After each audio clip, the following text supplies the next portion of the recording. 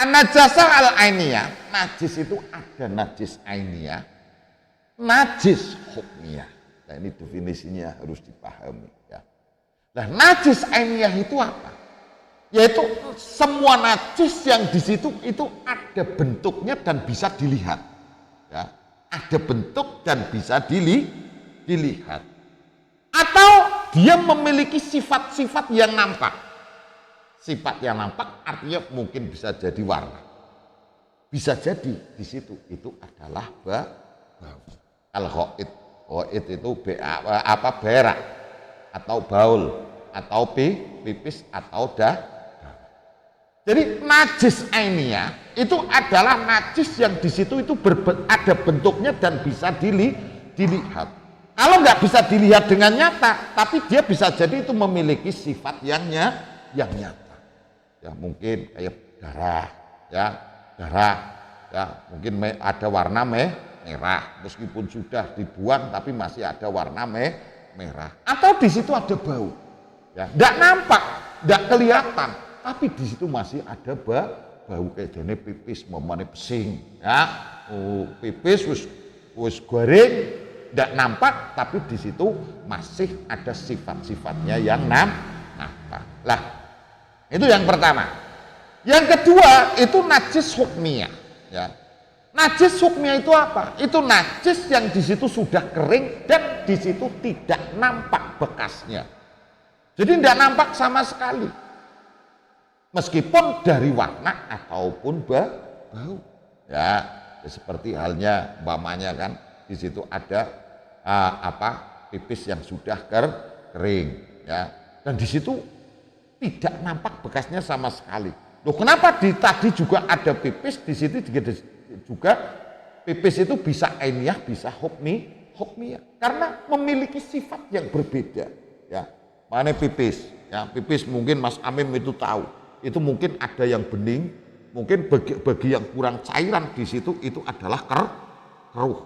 Dan itu ketika menimpa sesuatu, ini nanti asarnya itu ada yang asarnya itu nampak, ya, ada yang asarnya itu tidak nampak.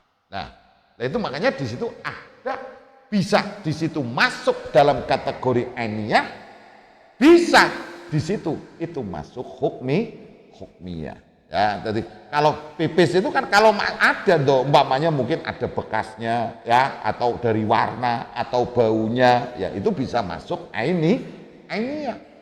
Tapi bisa jadi masuk yang hukmiyah ketika di situ memang sudah tidak nampak bekasnya. Secara gampangnya najis ainiyah kuwi najis sing katon, ya. Bisa kelihatannya itu dengan mata atau bisa kelihatan dari sifat. Nah, kalau hukmiyah itu sudah tidak ada bekasnya, ya, tidak ada bekasnya. Di situ sudah tidak ada bekasnya, dari warnanya tidak kelihatan, dari baunya juga sudah tidak ada. Umpamanya kok pakaian, umpamanya mungkin kena pipis, tapi dalam waktu sekian lama, kemudian hilang apa enggak bekasnya?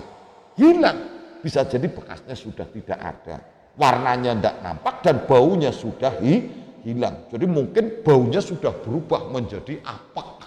Saking numpuk. Wis ora pesing tapi apek saking kemproe. Lah ini. Najis. Maka kemudian walam yadallahu athar najis ainiyah.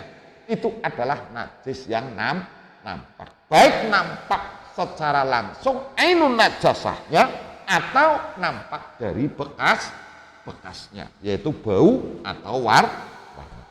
Nah, kalau najis hukmiyah itu adalah najis yang memang sudah hilang bekasnya, tidak nampak bekasnya, ya, atau bahkan di situ barangnya ya juga sudah nggak kelihatan, atau mungkin dari sifat-sifatnya juga sudah hilang sifat najisnya, ya. Nah ini masuk kategori najis hukmiyah. Jelas ya. Tentu sing katon iki najis ainiyah. Terus sing ora katon tapi kena najis ya berarti itu najis hukmiyah. Ya, jelas.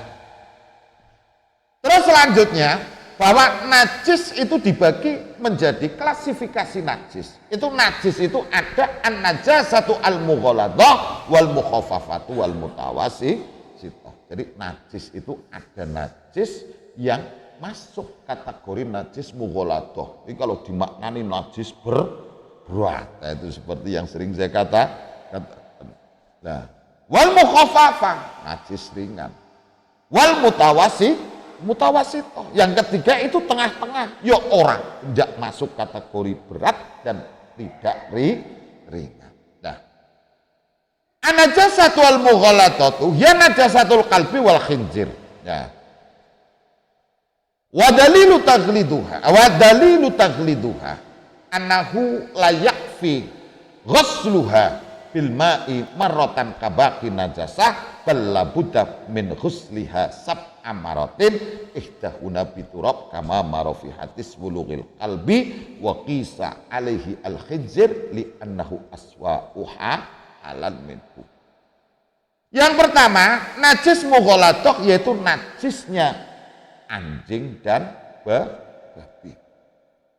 Nah, dalil yang menunjukkan bahwa itu masuk kategori najis mughalladah itu karena di situ cara mensucikannya itu tidak cukup hanya dengan air atau hanya cukup dengan sekali menggunakan air seperti najis-najis yang lain.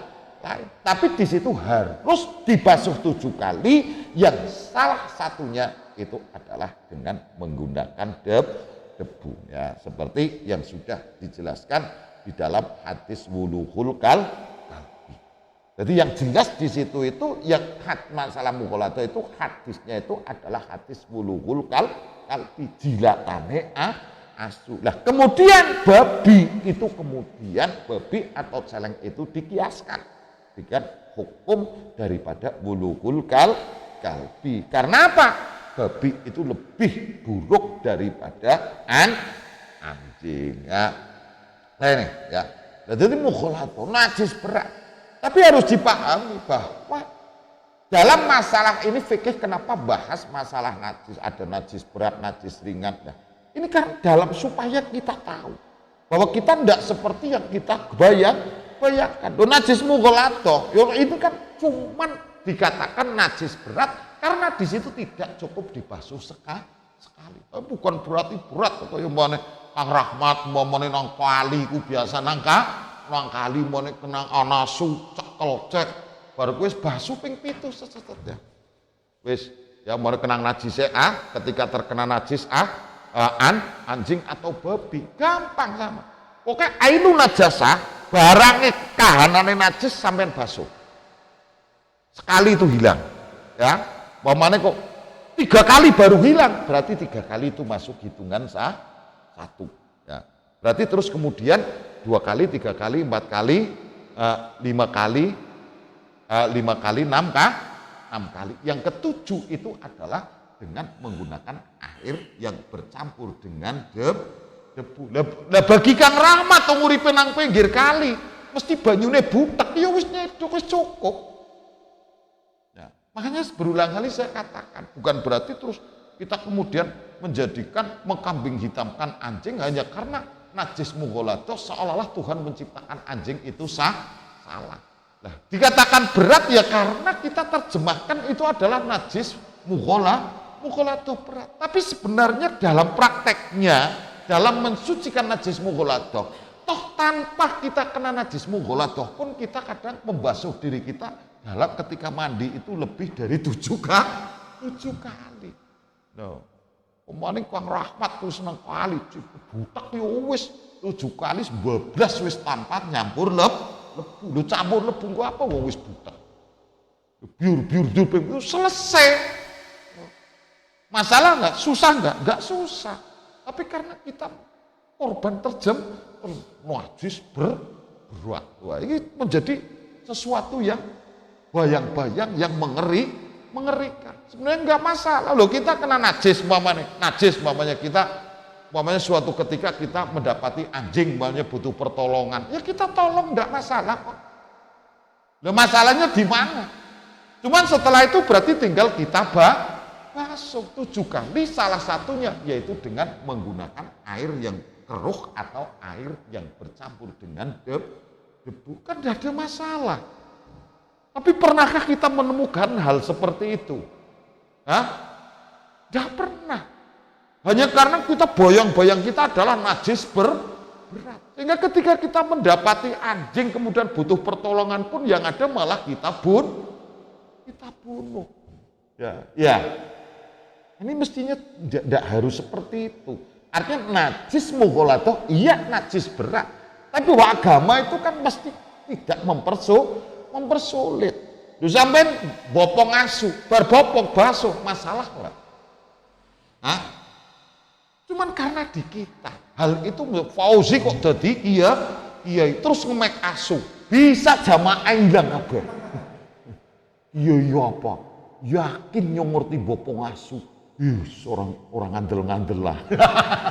Padahal apa yang salah? Apa yang salah dengan itu? Ya ketika pada akhirnya kita harus menyentuh karena suatu hal, ya tidak ada masalah kok. Toh agama juga memberikan solusi. Dibasuh selesai. Apakah setelah itu kemudian masih membekas? Selain daripada omongannya orang-orang yang nggak paham lagi. Sehingga menjadi objek yang selalu disalahkan. Ya. Kan sebenarnya kan tidak harus sampai seperti itu. Agama pasti memberikan solusi. Masjid berwana asu langsung sampai karo masjid langsung dijunjung dibopong saking melaseh. Bahkan mungkin bisa jadi diobati karena luka. Setelah itu tinggal dibasuh. Selesai masalah. Kan tidak ada masalah kan? Selain daripada omongan orang-orang yang nggak tahu. Karo rahmat kumpamane kok bopong asu, tidak masalah kecuali bopong asu karo salat iki masalah. Lah ketika di luar itu kemudian karena suatu hal mungkin menolong atau yang lain-lain, ya tidak masalah. Cuman sebagai konsekuensi di situ harus dibasuh 7 kali. Yang salah satunya di situ itu adalah dengan menggunakan air yang dicampur dengan debu. Itu kalau airnya jernih. Lu nang desa sawah tok akeh tukang macul, siji sing njuk banyune Kang.